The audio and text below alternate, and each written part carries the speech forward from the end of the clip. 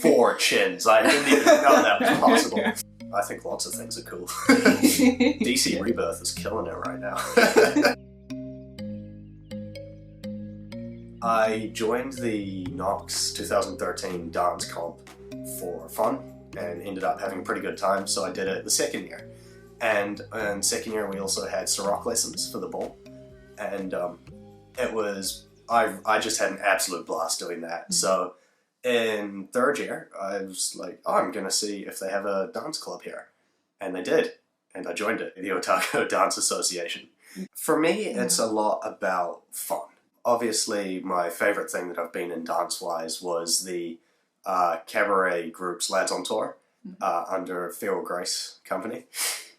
That was the sort of, just these really small cabarets that the MC Feather just decided to do. And they were just such a good opportunity for me, who had never had any experience performing like this, to be sort of surrounded by people who had been doing this since they were 3.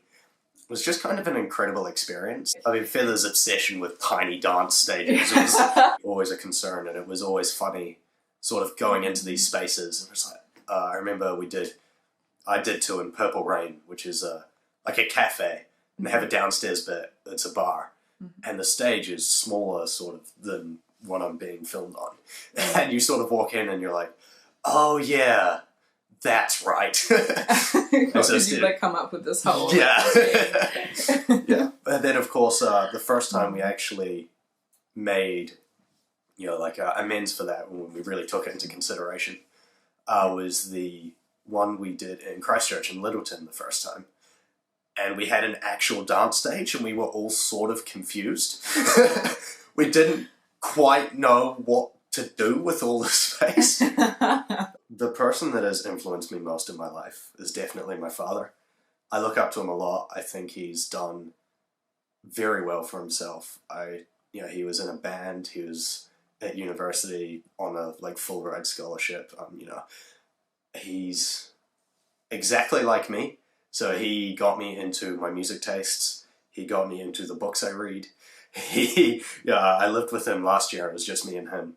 And it was just like flirting with my best friend, It was so cool. Last year I took a gap year, worked in a bar for 6 months, and then saved all my money and spent 3 months in Europe. I went to, I think it was 7 countries. Just all these new cultures and foods and even clubs. It's always the little differences. And I met a Mexican in Liverpool, and we were all in this tequila bar, and they did flavoured tequila shots for £1. And so obviously we did 6. And he just starts sort of solo salsaing, and it was just amazing. And he was like, oh, do you guys not do that? And it was like, no, we just white girl fist pump. I laughed. It was just awesome. In terms of cities, Barcelona and Prague were my 2 standouts, just because they were beautiful, they were fun, kind of opposites in terms of weather. I got to Barcelona in mid-August. No, sorry, not mid-August, but mid-autumn. And it was just 20 degrees and gorgeous weather. And then Prague was sort of a bit dingy, raining, and it was just so cool. I don't know what it was. It was just that experience of walking around a city that's been there for longer than my country has been founded. And maybe even twice that, There was also the day the bank cancelled my credit card. It was on New Year's Day. I bought a chicken kebab with this credit card. And it was the first time I'd used it for anything other than to withdraw cash. And it was New Year's Eve, and then the automated system shut it down overnight. And then the helpline wasn't going New Year's Day. Oh, God. So I had 36 hours where I couldn't eat or do anything. So I just lay in bed, hung over his balls. So for you, it was kind of a case of you realised that you were bi fairly early on, and then you... Yeah, again, 14, 15. People are really attractive. It's really annoying. How fucking dare they? Yeah. Yeah, everyone's confused about what's happening most of the time as a teenager anyway. But yeah, when I realised that is sort of how I viewed people, I sort of mentioned it to a few friends and didn't go down that well. Which, I mean, also I maybe could have just not made it as big of a deal, which is why I try to not make it a big deal now. But so after that, I kind of just ignored everything but science for a few years. And then sort of when I was back at uni, I just, I realized that no one cares. And so if you just make it, if you don't make it a big deal, no one minds. But now when I meet most people, we'll just be chatting, and then someone walks past and be like, "Oh, he's cute," and they'll go, "Oh, it makes so much sense now." Yeah. So that's sort of like my way of maybe not letting people know, but like putting it out there. How to like come out without sort of being like, ta-da! Glitter! Yeah.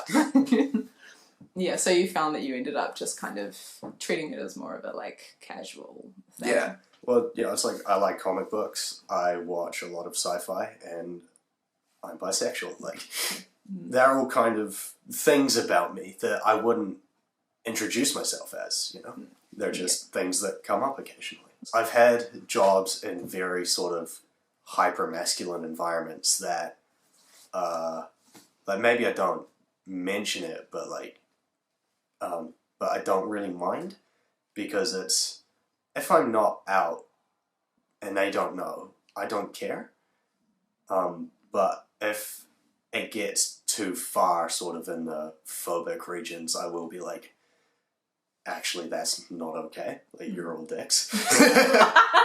But it is also, there's been other cases where it's like, there's been 3 other people that have been out and it's fine. Like, so it is very contextual.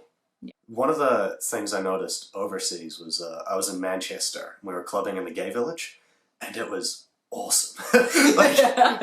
Just some of the greatest clubs. They were drag queen DJs, and everyone was really friendly for some reason. But I find they are very much flamboyant.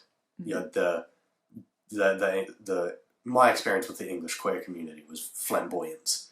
And I think New Zealand is very much like, we have the big gay out, and we sort of have pride parades and stuff, but we're also a bit more just intimate. I haven't been in a lot of queer settings where I don't already know the people outside of that situation. So I've never really been like, sitting at a table and being like, "Hi, I'm Harry. Hi, Harry." The people I associate myself with don't care or are very tolerant, So it's, you don't have to be friends with these people that make you feel uncomfortable. So who are you to other people? I try and just be fun and happy a lot of the time, funny as well.